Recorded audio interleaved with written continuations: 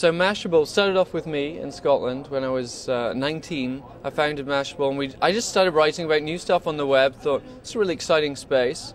Seemed to gain traction. Lots of other people were interested, and maybe a year later we took on our first employee, which was Kristen Nicole. What year was this? So I started it in August 2005. So kind of late 2006 we took on Kristen Nicole. Then we scaled right up. I think we're up to about 11 full-time now.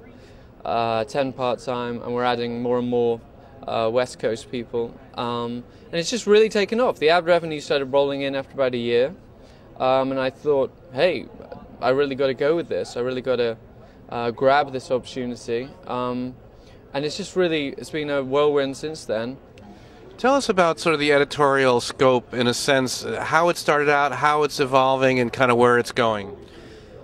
Editorial Scope. Well, I mean, we've always been about covering startups, and also covering, what Google, Yahoo, MySpace, Facebook are doing. I think editorially, we're headed. I think one of the complaints about blogs in general is that they're doing a lot of quantity right now.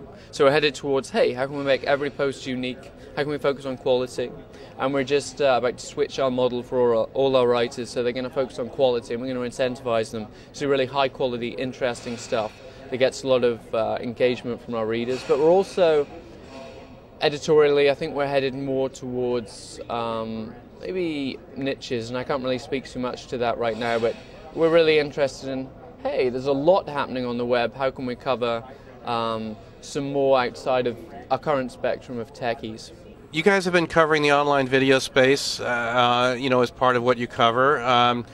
What do you think is interesting and sort of, bubbling up in terms of the way people find, consume, download, share, create, and that's what this conference is about.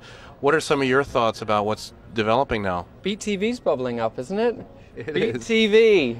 Apart from Beat TV, well, there's not much else besides BTV. I wouldn't think so. Yeah. There is Quick.com, which is very, very exciting. I was just meeting Bhaskar from Quick today, and they're doing some really interesting things, live video streaming. I mean, their competitors, we should probably mention, people like Flixwagon. The live streaming trend is really, really interesting. So that's on a Nokia N95. You can basically whip out your N95 and just start streaming. I've got one here. Just be streaming live on the web instantly. That's really interesting to me. Ustream is pretty interesting. They're doing live streaming, not so much on the mobile side, more on the webcam side. I think all the live video stuff is what's really exciting for me right now. I mean, there's obviously YouTube and what they're doing. There's obviously licensing and all these lawsuits that are bound to go on when people start showing music videos and things. But I think live streaming is what's really got me excited right now. Quick.com, Flixwagon, got to be live video on the web. Are you able to grow this business and do everything you're doing based on cash flow? Have you raised money? Will you raise money? Tell us a little bit about that. We have not raised money. We're completely self-funded. We're profitable. We always have been. And yeah, we run it cash flow positive. So it's really great that we can do that because we get such ROI per writer, per editor, because they work so hard. And so many of our team are just, A-class people. That we really haven't had to overhire, we haven't had to overstretch our boundaries, we can grow and grow organically. Would we take investment?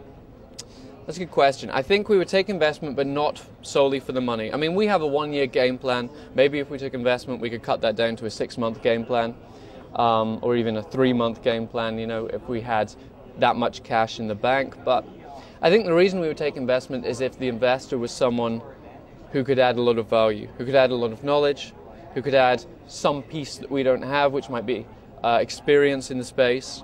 We would take investment on that basis, on the basis of experience, on the basis of connections, on the basis of value add. If someone really, really experienced, knowledgeable came to us and said, we're interested in investing, then we'd sit down and talk. But right now, we're in no need of the money, so it would have to be some kind of value add.